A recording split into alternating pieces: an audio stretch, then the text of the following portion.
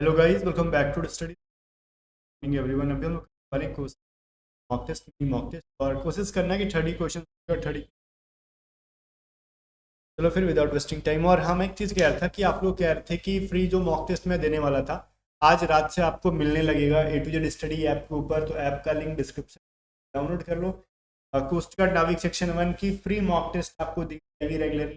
Free test वाले section रोज रात को 10 बजे तकरीबन। ठीक है, चलो फिर इसको हम लोग स्टार्ट करते हैं। और स्टार्ट करने से पहले जो हमारी पेड पीडीएफ है उनके बारे में बता दो, बिकॉज ये पेड पीडीएफ हर बार एग्जाम में बहुत ज़्यादा इफेक्टिव।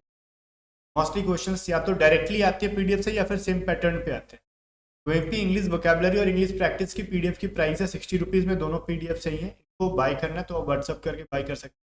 और साथ में देखो हमारी जो रीजनिंग की पीडीएफ हैं प्राइस है 45 रुपीज़, जहाँ से 100% सेम पैटर्न पे रीजनिंग आते हैं हर बार एग्जाम में।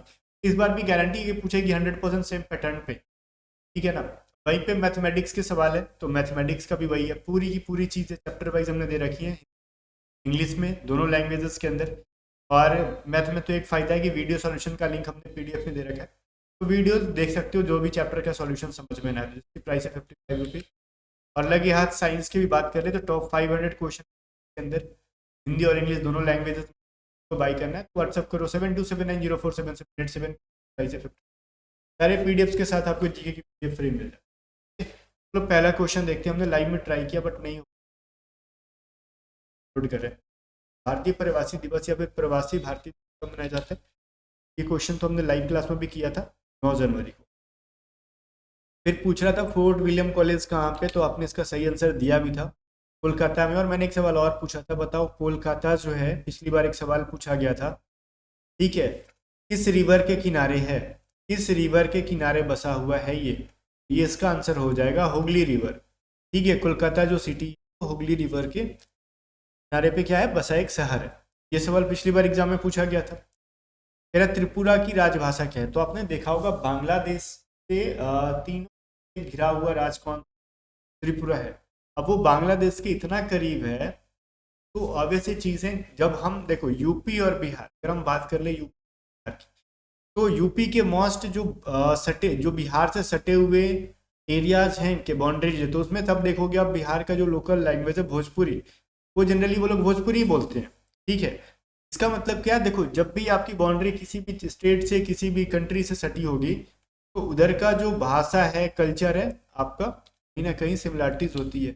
तो इसकी क्या हो जाएगी, आप याद रखोगे त्रिपुरा की बांग्ला। अब आपको रटने की जरूरत नहीं है, माइंड में आपका आ जाएगा, राज्य भाषा कहा गया। और ये ग्रैंड ट्रैक जो रोड बनवाई थी वो किसने बनाई थी, वो शेरशाह सूरी ने बनवाई थी। और ये सवाल पूछा जा सकता है कि शेरशाह सूरी का जो है, शेरशाह सूरी का जो है टॉम कहाँ पर है, मकबरा कहाँ पे है भाई, मकबरा कहाँ पर है भाई, एग्जाम में पूछ सकता है। तो सासाराम में, जो हमारे सासाराम में, ठीक है, जहाँ से हम हैं। आगे आ जाओ, सासाराम कहाँ पे है, बिहार में ही है। आगे बढ़ते हम लोग, क्वेश्चन नंबर 5 कह रहा है स्वर्णिम चतुर्भुज परियोजना किससे संबंधित है। तो ये एक स्वर्णिम चतुर्भुज परियोजना है जो कि सड़कों के निर्माण से लेके, सड़कों के ट्रांसपोर्टेशन से लेके, रोड ट्रांसपोर्ट से, मतलब सड़कों के निर्माण से लेके जो है इस परियोजना के तहत सड़कों को एक दूसरे से मिलाकर, या फिर एक समझ ये चीज़ हो सकते हो, सड़कों के विस्तार के लिए इंफ्रास्ट्रक्चर की वजह से रोड का इंफ्रास्ट्रक्चर या फिर रोड ट्रांसपोर्ट को लेके ये योजना को, प्रोजेक्ट को लाया गया था कि रोड की जो है, रोडों की क्या स्ट्रक्चर होगी, किस तरीके से डेवलपमेंट होगा रोडों पे, से रिलेटेड है। फिर कह रहा है सोलर कुकर में प्रयोग किए जाते हैं किस टाइप की जो है दर्पण, सोलर कुकर के अंदर जो है कॉनकेव मिरर का यूज करते हैं हम लोग। कह रहा है हीरा का अपवर्तनांक क्या होता है, ठीक है, रिफ्रैक्शन इंडेक्स ऑफ डायमंड क्या होता है। ये बहुत इंपॉर्टेंट सवाल है, पिछली बार भी पूछा गया था आपके एग्जाम में, डायरेक्टली पूछा गया था ये। आप आंसर भी इसका डायरेक्टली ही दोगे क्या, 2.4। हीरा का आपका रिफ्रैक्शन इंडेक्स पॉइंट पूछेगा, अपवर्तनांक पूछेगा 2.42, और ये एक बार नहीं पूछा गया, बहुत बार आपके एग्जाम में पूछा।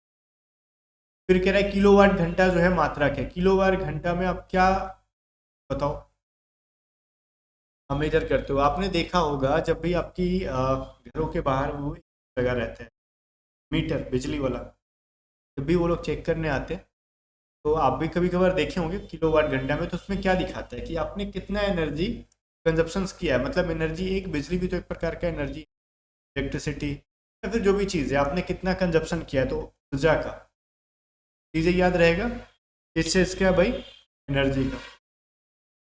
आगे देखो, किसी अम्ल में मुख्य रूप से एक परमाणु अवश्य मौजूद रहता है जो धातु से अभिक्रिया करके गैस उत्पन्न करता है। बताओ ना, मत करो, बताओ इसमें से कौन सा ऑप्शन है जो कि सारे एसिड में ऑलमोस्ट पाया जाता है।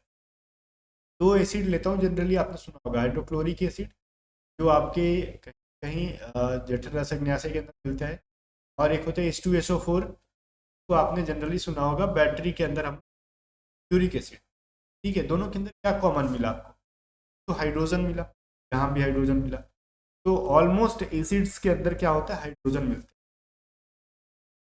फिर कह रहा निम्न में से कौन सा प्रबल अम्लीय है, तो देखो प्रबल अम्लीय के बारे में हम जब बात करेंगे एक चीज समझेंगे, जब भी हम लिखते हैं ना यहाँ 7 के इधर 6 या फिर पॉइंट पॉइंट जो भी हो गया 5 4 3 1 0, इधर जितना आते जाएंगे जो सबसे मिनिमम वैल्यू होगा उसको ऑप्शन में कर दूंगी कि वो स्ट्रांग है। तो 7 तो होगा नहीं, बिकॉज ये क्या हो जाता है न्यूट्रल, और 7 से ज़्यादा जाओगे तो आप आ रही है। तो 3 तो एसिड है, बट उससे भी ज़्यादा स्ट्रांग एसिड है 0 वाला, याद रहेगा। फिर कह रहा है 1043 को किसी संख्या से अगर हम डिवाइड देते हैं, भाग देते हैं, तो फिर बताओ भागफल 11 तथा शेषफल 20 प्राप्त होता है, तो भाजक कितना हो। देखो मान लो कोई एक नंबर x है, x से हम क्या करते हैं भाई 1043 को डिवाइड देते हैं, तो हमारा जो भागफल आता है वो क्वोशिएंट होता है 11 होता है, और रिमाइंडर जो हमारा होता है वो कितना हो जाता है 20 हो जाता है। तो एक बात बताओ मेरे को, ये कह रहे ना कि 1043 को अगर हम डिवाइड करते हैं, ये 1043 को अगर अपने को फाइंड आउट करना होगा तो क्या, तो जिस चीज़ से डिवाइड कर रहे होते हैं का, और आपके क्वोशिएंट का मल्टीपल, और उसमें ऐड क्या करेंगे हम लोग, तब जाके ये वैल्यू मिलेगा। तो 1043 बराबर 11x प्लस 11x बराबर क्या हो जाएगा भाई, घटा लो 1043 में इसको, मिल जाएगा 1023, 11 से ये डिविजिबल है, ऑब्वियस सी चीज़ है भाई, समझ में आ रहा होगा। ये हो जाएगा 11 99, और बचेगा तो 3 बार में कट जाएगा, वैल्यू 93। यही आपसे पूछा जा रहा था, आपका आंसर आ गया। और शॉर्टकट में जब भी ऐसा सवाल दे तो आपको कुछ नहीं करना, जो रिमाइंडर प्राप्त हो रहा है, ठीक है, जो भी रिमाइंडर आपको प्राप्त हो रहा है उसमें जाके ये जो भी वैल्यू को आप डिवाइड करें उसमें माइनस करके, और जो भागफल मिल रहा है उससे डिवाइड करते हैं आपका। फिर कह रहा है एक व्यक्ति शांत जल में उसकी चाल जो है ना 10 किलोमीटर प्रति घंटा, और धारा की चाल 2 किलोमीटर प्रति घंटा है, तो 36 किलोमीटर की दूरी जाते तथा आने में कितना समय लगेगा। शांत जल में नाविक का चाल x बराबर 10 किलोमीटर पर आवर है, और धारा का चाल जो है y बराबर 3 की जो है स्पीड क्या है 2 किलोमीटर पर आवर है। तो 36 किलोमीटर जाने में और आने में, एक बार जब जाएंगे तो धारा हो सकता है जिस दिशा में जा रहा है उधर आप जा रहे हो, और एक बार जब हम आएंगे तो हो सकता है धारा के ऑपोजिट में आ रहे हैं। जब भी जाने और आने में टाइम पूछे तो टोटल डिस्टेंस लगा बराबर क्या होता है D is equal to T into X square minus Y square divided by 2 है। ये फार्मूला बन के आया है, इसका बेसिक स्ट्रक्चर जानोगे तो थोड़ा सा लॉन्ग चला जाएगा, उतना आपको समझने की जरूरत नहीं है, हम डायरेक्टली जो फॉर्मूला उसके बेस पे निकाल लेंगे। जब भी हम एक साइड जब भी धारा के दिशा में जाते हैं और फिर वापस आते हैं तो टोटल डिस्टेंस ऐसे निकाल लेते हैं। एक्स क्या है भाई, जो सेलर का स्पीड है, नाविक का स्पीड है, वाई क्या है जो स्ट्रीम का या फिर धारा का जो स्पीड, तो हम वैल्यू को पुट करेंगे हमारा आंसर आ जाएगा। टोटल डिस्टेंस बराबर टाइम कितना हो जाएगा भाई, टाइम पता नहीं है मेरे को, टाइम ही तो पूछ रहा ना, डिस्टेंस पता है अपने को, डिस्टेंस बराबर टोटल कितना है 36 किलोमीटर, टाइम का आता पता कुछ नहीं है, ये हो जाएगा 10 का स्क्वायर डिवाइडेड बाई 2 इंटू 2 की वैल्यू क्या है एक्स की वैल्यू क्या है 10, ठीक है। ये 36 इज इक्वल टू क्या हो जाएगा 13, 10 का स्क्वायर 100 में से 4 घटाओगे तो यहीं पे हम कर लेते हैं ना, 100 हो जाएगा, ये इसमें से 4 घटाओगे तो 96 हो जाएगा, और ये कितना हो जाएगा 20। तो अब मेरे को बताओ टी बराबर कितना हो जाएगा 36 इंटू 20 डिवाइडेड बाई 96। लग रहा है क्या टेबल से ये कट पाएगा, माइंड में कुछ भी ऐसा है, ताकि देखो इसको कितने कितने से कैंसिल हो जाएंगे एक दूसरे, 4 के टेबल से सबसे पहले तो ये कटने वाला है, देखो 4 के टेबल से 4 दूनी 8, 4 छः 4 9 36, फिर हो जाएगा 4 6 24, 4 5, फिर 3 के टेबल से 3 3 से, और ये 3 2 से, एंड ऊपर वाला 3 3 से कट जाएगा, 3 2 जा 6 और ये 3 3 जा 9, मतलब 15/2 आवर्स कह लो, या फिर 7.5, फिर 1 हो जाएगा। जो भी ये करते रहो, इसको फ्रैक्शन में तोड़ना है या फिर 7/1/2 वो भी हो जाएगा, 7/1/2 हो जाएगा, वो भी हो जाएगा इसको। लेकिन जैसे ऑप्शन में है तो जनरली 15/2 को इस तरीके से भी ऑप्शन में दे सकता था, 1/2 इज इक्वल टू 15/2 कह लो, या फिर आप 7.5 कह लो, सब चीज़ें एक ही हैं, तीनों के तीनों एक ही हैं, किसी भी फॉर्मेट में आपके ऑप्शन में रह सकते हैं। चीज़ों को कन्वर्ट करने की आदत डालो, कभी कभार ऑप्शन फ्रैक्शन में दे देगा तो नहीं आता कुछ लोगों को, सबको नहीं। अगले सवाल पे चलते हैं हम लोग। अगला सवाल क्या कह रहा है कि बताओ, कहीं दही सैकड़ा हजार 10,000 लाख, मतलब 1,60,000 रुपए का 2 वर्ष में 10% वार्षिक दर से छमाही दे चक्रवृद्धि ब्याज क्या होगा। भाई जब भी छमाही होता है, मतलब जब भी कहेगा कि नहीं, आपको आपका जो चक्रवृद्धि ब्याज जो होगा, रेट ऑफ इंटरेस्ट होगा, वो कैसा होगा, हाफ अर्ली होगा, मतलब छमाही का मतलब हर 6 महीने पे आपका इंटरेस्ट लगेगा, पूरे एक साल में नहीं।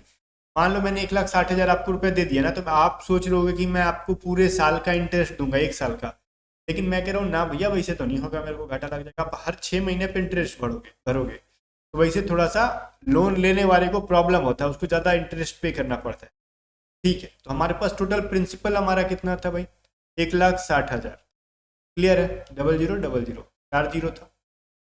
ओके, फिर हमारा कह रहा रेट ऑफ इंटरेस्ट क्या हो जाएगा, तो साल में 2 बार आपको देना है, साल में 2 बार देना है, तो 2 साल में कितनी बार दोगे, 4 बार दोगे ना, तो मतलब ऑब्वियस ही चीज़ है, जब 2 ईयर्स के हैं तो साल में 2 बार दे रहे हैं, इसलिए 2 से हम लोग मल्टीप्लाई कर लेते हैं। क्या करते हैं, एक साल में 2 बार पे करना है, तो मेरे को 4 बार पे करना पड़ेगा 2 साल में।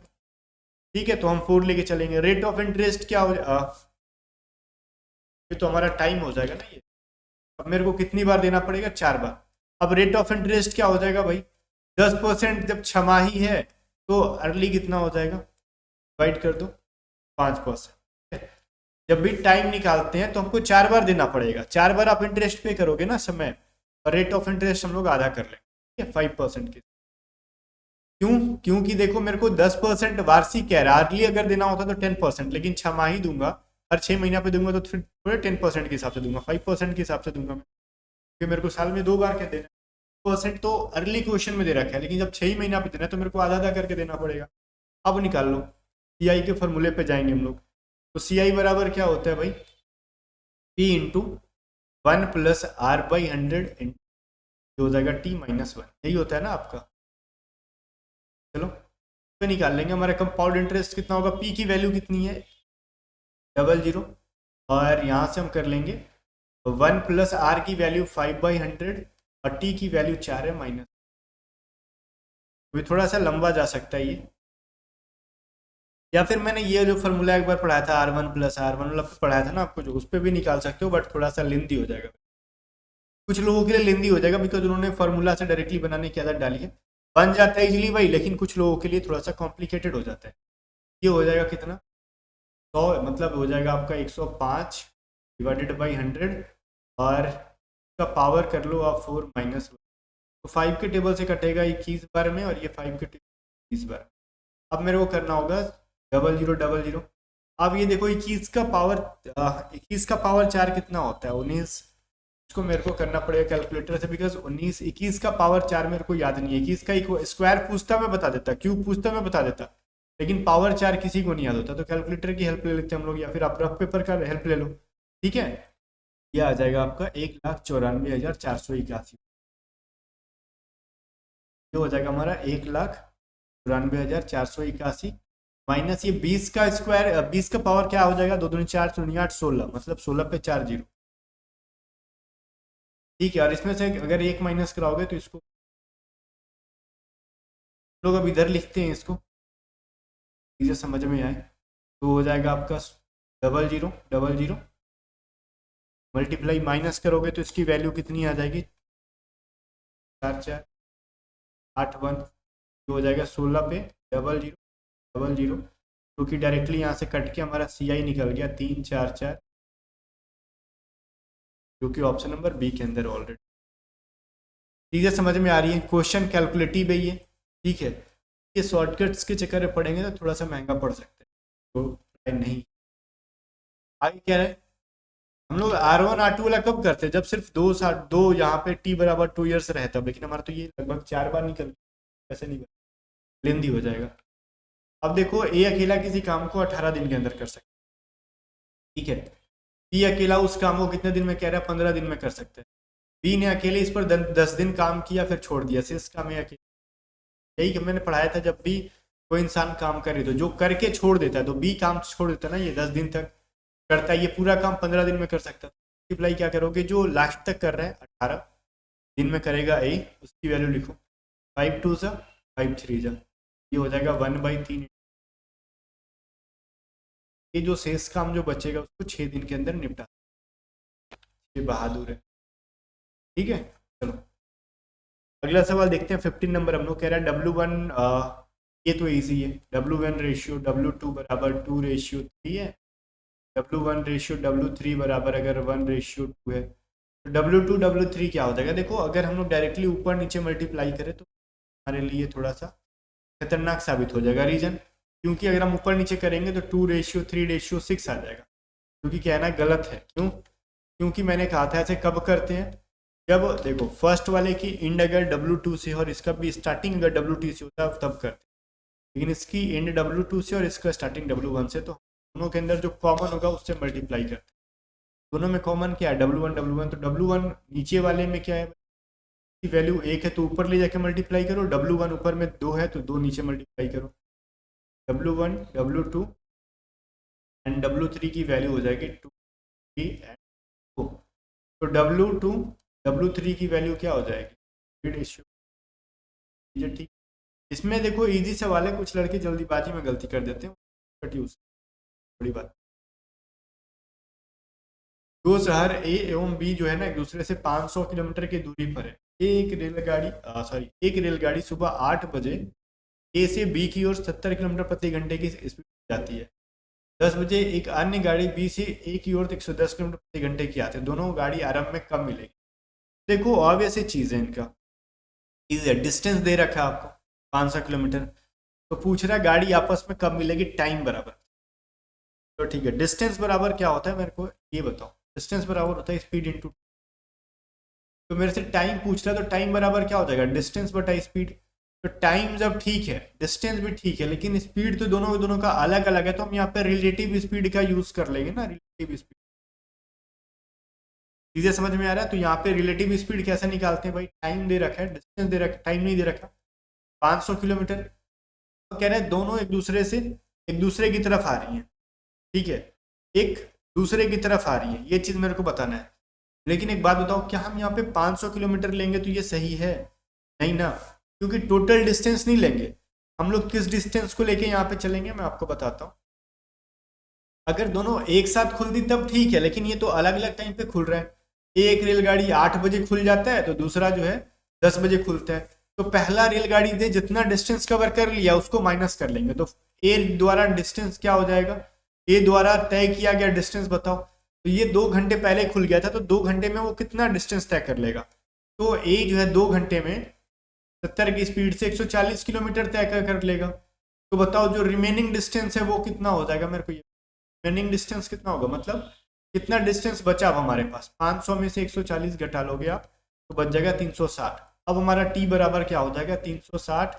रिलेटिव स्पीड जब एक दूसरे की तरफ आती है तो जुड़ जाता है, पता है ना आपको, 70 प्लस 160 बटा क्या हो जाएगा आपका 280, हो जाएगा आपका कितना 2 आवर्स। ये 2 घंटे में मिलेंगे एक दूसरे से। अब 2 घंटे में कब भाई, जब दूसरा गाड़ी खुलता है उसके 2 घंटे में ना, तो 10 AM प्लस में 2 आवर्स, मतलब 12 PM, 12 बजे। ये समझ में आई। मैं इसको एक बार रिपीट कर दूं फिर से, ध्यान से सुनो। मान लो अगर मेरे और आपके बीच, रेलगाड़ी भूल जाओ, मेरे और आपके बीच अगर कोई कंपटीशन हो रहा हो एग्जाम्पल के तौर पे, तो मैं बोल रहा हूँ ना कि आपकी स्पीड क्या है उससे मैटर नहीं करता, मेरी स्पीड क्या है उससे मैटर नहीं करता, ठीक है, क्योंकि भाई कंपटीशन में स्पीड मैटर नहीं कर रहे होते हैं। कब हम मिलेंगे, क्या करेंगे, वो सभी चीज़ों को साइड में करो। हमारा जो मैटर क्या होता है, स्टार्टिंग पॉइंट से हम दोनों एक साथ रनिंग स्टार्ट होना चाहिए हमारा। क्यों? अगर मैं पहले दौड़ जाऊँ, आप बैठ के मुंह ताक रहे हो, मतलब मेरे को ऑब्वियसली चीज से फायदा होगा। जब मैं पहले दौड़ जाऊंगा तो मैं आपसे पहले तो डिस्टेंस एक कवर कर लूंगा, मेरी स्पीड कम भी है और आप बाद में दौड़ना स्टार्ट कर रहे हो, तो मैं तो आपसे बहुत ज़्यादा डिस्टेंस तय कवर कर ले रहा हूँ, मेरे लिए तो थोड़ी सी डिस्टेंस रहेगी, मैं आराम से पहुंच जाऊंगा वहां। इसलिए अपने को डिस्टेंस बराबर करना होता है। जितना डिस्टेंस मैंने तय कर लिया, ठीक है, उतना अब आपको कम दौड़ना पड़े, तब ना फेयर हमारा कंपटीशन होगा। इसलिए ये जो पहले भाग गया 2 घंटा पहले, बिकॉज ये 10 बजे खुल रहा है गाड़ी और ये 8 बजे खुल गया, मतलब 2 घंटा पहले, तो 2 घंटे में इसने 70 की स्पीड से कितना तय कर लिया, तो डिस्टेंस बराबर होता है ना टाइम इनटू स्पीड, तो टाइम और स्पीड को हमने कर लिया तो 140 मिनट, 40 किलोमीटर, तो 500 में से 140 घटा देंगे तो अब हमारी बची 360, तो बी को कितना दौड़ाओगे, 360 किलोमीटर, ठीक है, तो 360 के बीच ऊपर चलेगा, 360। जब भी एक दूसरे की तरफ जाते हैं तो स्पीड जोड़ते हैं, रिलेटिव स्पीड, ठीक है। अब मिला मेरे को 2 आवर, 2 घंटे के बाद मिलेंगे, तो 2 घंटे कब, जब बी चलना शुरू करेगा उसके 2 घंटे बाद, तो बी चला था 10 बजे, 10 बजे में 2 घंटा हमने जोड़ा तो 12 बजे मिले, 12 बजे दोनों मिलेंगे, कोई दिक्कत नहीं। 17 नंबर देखो, कह रहा है 980 का 12% में अगर हम 450 का x% माइनस करेंगे तो ये 227 का 30 मिलेगा मेरे को, ठीक है। बहुत खूब, ऐसे सवाल को बनाते हैं कैसे? तो ऐसे सवाल को बनाने के लिए क्या करना भाई, मेरे को सबसे पहले ना चीज को अलट पलट कर दो, ये x की वैल्यू को उधर ले जाओ, इनको इधर ले जाओ, 980 की तरफ ले आएंगे, 12 divided by 100 minus 227 divided by 100 बराबर हो जाएगा 450। अगर हम इनका एलसीएम लेंगे तो ये हो जाएगा मेरा 980 मल्टीप्लाई 12 बाई 227, ये 30, 450 एक्स, क्यों? क्योंकि ये पूरा 100 एलसीएम मिलके कट जाएगा यहाँ। चीज़ें समझ में आ रही है? अब इनको अगर हमको सॉल्व करना हो तो क्या मिलेगा, तो ये 980 है क्या, 0 0 इनका कटा लेते हैं, फिर हम 0 0 कैसे कटेगा हमारा, देखो एक, अगर हम इसमें से 10 कॉमन ले लेंगे, तीनों में से 10 कॉमन ले लेंगे तो का एक 10 कट जाएगा। मैं बताता हूँ, अगर पेन नहीं हो, लिख नहीं पा रहा हूँ, वेट एक सेकंड चल रहा है। अब मैं बोल रहा हूँ अगर तीनों में से 10 10 को हम हटाएंगे तो आराम से हट जाएगा। मैं अगर 98 में 12 को मल्टीप्लाई करूँ तो मेरे पास क्या मिलना चाहिए, ये चीज़ बताओ मेरे को। स्क्रीन ब्लैंक हो गया एकदम, ये हुआ क्या ना, गलती से मेरे से ये कट हो गया था, मैं इसको फिर से लिख देता हूँ, ठीक है, इसीलिए स्क्रीन पूरा ब्लैंक हो गया था। मैंने जो लिखा था 900, कलर भी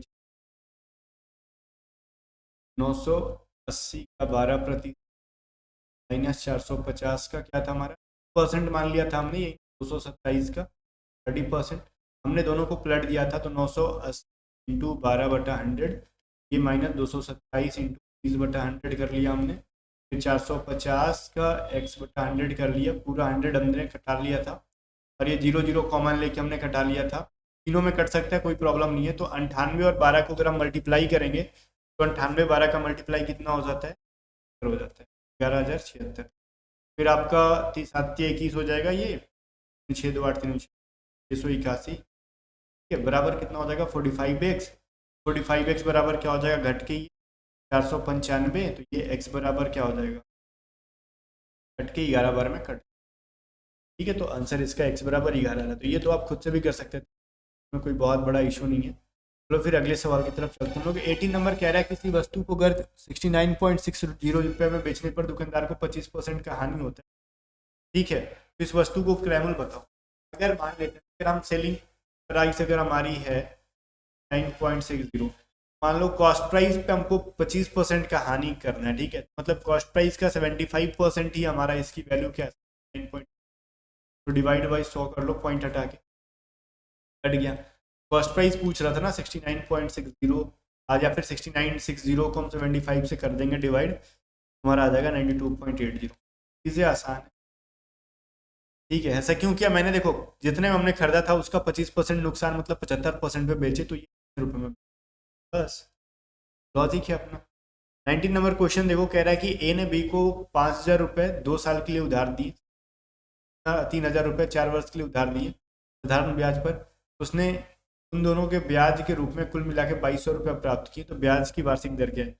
मान लो ए ने जो बी को दे रखा था 5,000 रुपये दे रखा था 2 साल के लिए, ठीक है, रेट ऑफ इंटरेस्ट पता नहीं, ये सवाल मैंने पहले भी करा रखा है। फिर 3,000 रुपये उसने दिए थे 4 वर्ष के लिए, रेट ऑफ इंटरेस्ट पता नहीं है, तो टोटल कॉस्ट प्राइस के तौर पे मेरे को 2200 रुपये मिलते हैं, या फिर ए को 2200 रुपये। ये डबल जीरो कट जाएंगे यहाँ से, डबल जीरो कट जाएंगे यहाँ से, ये आ जाएगा 100R प्लस में 220R बराबर 22, ये हो जाएगा 220R बराबर 2200, तो double zero cut. Rate of interest कितना आ गया 10%। मैंने इसको फास्ट ले लिया, रीज़न है क्योंकि मैंने इसको टॉप 100 वाले सवाल के अंदर इसको करा रखा था। ठीक है, 20 नंबर देखो, एक कार 1 सेकेंड में 30 मीटर चलती है, उसकी किलोमीटर प्रति घंटे। ठीक है भाई, देखो एक कार 1 सेकेंड में 30 मीटर जाती है, तो मीटर पर सेकेंड को अगर हम किलोमीटर पर आर के अंदर स्पीड में चेंज करते हैं, क्या करते हैं 5/5 से मल्टीप्लाई करते हैं। ठीक है, 1 मीटर पर सेकेंड है उसकी स्पीड, तो 18/5 से करेंगे तो 18, 5 छक्का 30, 18 छक्का 8 किलोमीटर पर आवर। चीज़ें सही हैं। तो 21 नंबर सवाल कह रहा है, ये बताओ 12 है, 21 है, 23, 34, तो क्या हो जाए। चलो देखते हैं, 12 है, ये है, फिर 23 है, 32, 34 है, तो अगला जो होगा इसके अंदर हमने क्या ऐड कर रखा बताओ। 12 में नहीं पता अपने को ऐड कर रखा, लेकिन 20 में हमने क्या 2 ऐड कर रखा, फिर 23 में हमने क्या ऐड कर रखा नहीं ध्यान में, लेकिन 32 में 2 ऐड कर रखा। ठीक है, लेकिन अभी क्या करना है मेरे को, अगर 12 में हम 9 ऐड करेंगे तो इतना है, इसमें भी अगर 9 ऐड करेंगे, 34 में इस बार 9 ऐड करो, मतलब पहले 9 ऐड करो फिर 2 ऐड करो, तो 34 में अगर 9 ऐड करेंगे क्या जाएगा। चीज़ें आसान है समझने की, थोड़ा सा लॉजिक लगे। 22 कह रहा है कि आपको इसमें डिक्शनरी वर्डिंग बताओ। देखो रेपुटेशन में REP, इसमें भी है, सबके अंदर REP है। P के बाद देखो इसके अंदर U है, P के बाद T है, U है, L है, O है। तो ABCD में सबसे पहले क्या आता है, ऑब्वियसली चीज़ें L आता है, 4 आ जाएगा। L के बाद LMNO, O आता है 45, O के बाद PQRST 2 आता है, देन जाके U आता है, तो U के बाद इसमें T है, इसमें U के बाद B है, तो पहले 3 आएगा देन 1 आएगा। 45, 2, 3, 1 ऑप्शन नंबर डी के अंदर। ठीक है, मेरा A D का भाई है। ठीक है, A जो है वो D का भाई है, D जो है B का पिता है। अब D is the father of B, B और C बहनें हैं, B and C are sisters. A C से कैसे, हाउ इज A रिलेटेड, तो A जो है वो C से कैसे रिलेशन हो गया, उसका चाचा निकल गया भैया, अंकल। 24 देखो कह रहा है बताओ मेरे को 2 का ऑपोजिट क्या होगा, सवाल 2 का ऑपोजिट क्या होगा। तो देखो यहाँ पे 2 कहाँ पे, एक तो यहाँ पे ये वाला 2 है, इसका ऑपोजिट कभी भी 4 एंड 6 नहीं हो सकता, चीज़ें क्लियर है। 6 एंड 4 को तो रहने दो, अब 3 एंड 5 में देख लो आप, तो ये देखो ये इसके साथ 4 है एंड इसके साथ 6 है, तो इसमें भी 6 कॉमन है, तो 6 के जस्ट राइट, अगर राइट तरफ चलोगे आप क्लॉकवाइज चलोगे तो 5 मिलेगा, और इसमें 6 के जस्ट क्लॉकवाइज चलेंगे तो 2 मिलेगा। तो 6 के दोनों ओर अगर चल रहे हैं तो कहीं ना कहीं 5 एंड 2 मिल रहे हैं, तो इसका क्या मिल जाएगा अपने को 5 मिल जाएगा, तो अपोजिट का डायरेक्शन मिल जाएगा। ठीक है, चलो चीज़ें इसमें आसान है समझने के लिए, कुछ भी परेशान होने की जरूरत नहीं है। अगला सवाल कह रहा है उसको बताओ जो पीला सब्जियां और लाल रक्त में जो बना सकता है, पीला कलर में सब्जियां में और रेड ब्लड के अंदर। भाई देखो एक चीज़ तो क्लियर है, कुछ वेजिटेबल्स येलोज होते हैं, कुछ वेजिटेबल्स येलो हो सकते हैं, कौन कौन से वेजिटेबल येलो होते हैं मेरे को याद नहीं है, लेकिन ब्लड कभी भी ना तो वो वेजिटेबल होता है और ना ही कभी वो पीला हो सकता है। ठीक है, जो 3 नंबर सवाल है ऑप्शन है ये हमारा सही है, थर्ड जो ऑप्शन है हमारा सही है। आगे बढ़ते हैं, फोस्टरिंग का पूछ रहा है आपसे, बताओ फोस्टरिंग का सिनोनिम क्या हो जाएगा। तो फोस्टरिंग का मतलब क्या होता है ये पता होना चाहिए अपने को, पालन पोषण करना। ये चीज़ आपको अगर पता है, फोस्टरिंग का मतलब होता है पालन पोषण करना, तो इसका मतलब होता है नर्सरी, इसका मतलब भी होता है पालन पोषण, पालन पोषण किसी भी चीज़ का, बच्चों का या फिर किसी एनिमल्स को आपने ले लिया, गोद ले लिया और उसका पालन पोषण कर रहे हो, दैट विल बी नर्सरी। आगे देखते हैं, मेरा प्रोटेक्ट्स का आपको एंटोनिम बताना है। तो प्रोटेक्ट का मतलब होता है किसी को सुरक्षा देना। ठीक है, और मान लो 2 दोस्त हैं जंगल में जा रहे हैं और अचानक भालू आ गया या फिर कोई शेर आ गया, वैसे सिचुएशन में अगर आप ब्रेव हो तो आप अपने दोस्त को प्रोटेक्ट करोगे, भालू से, शेर से, या फिर जो भी है खतरनाक एनिमल। अगर आप डरपोक हो तो उसको छोड़ के खुद निकल लोगे, तो डेजर्ट्स कर लोगे। डेजर्ट्स का मतलब क्या होता है, बुरे या फिर मुसीबत में, बुरे हालात में किसी को छोड़ देना। ठीक है, मेरे हालात ऐसे। डेजर्ट का मतलब होता है साथ छोड़ देना, साथ छोड़ देना बुरे हालात में। और यहाँ पे प्रोटेक्ट का मतलब होता है सुरक्षा देना। देयर इज ना 28 कह रहा है to leave someone in the lurch. लो आ गया वही चीज़ है, लर्च का मतलब होता है मुसीबत में। ठीक है, वही बुरे हालात में, तो किसी बुरे हालात में किसी को छोड़ देना। Desert someone in his difficulty. कह रहा है a person who renounces, renounces का मतलब त्याग देना, the world and practises self discipline in order to attain celebration. मतलब एक ऐसा इंसान, ठीक है, वो क्या कर रहा है, त्याग दे रहा है। किस चीज़ को त्याग दे रहा है भाई, तो सेल्फ डिसिप्लिन, मतलब जो रेगुलर का जो दुनिया को छोड़ दे रहा है। ठीक है, मतलब एक तरीके से वो दुनिया से मोह माया खत्म कर दे रहा है। उसको एसेटिक कहते हैं हम लोग, सन्यासी कहते हैं। ठीक है, सन्यासी। 30 नंबर कह रहा है वो sir teachers mathematics dash English. अब कह रहे हैं हमारे जो सर हैं वो मैथ भी पढ़ाते हैं, इंग्लिश भी पढ़ाते हैं।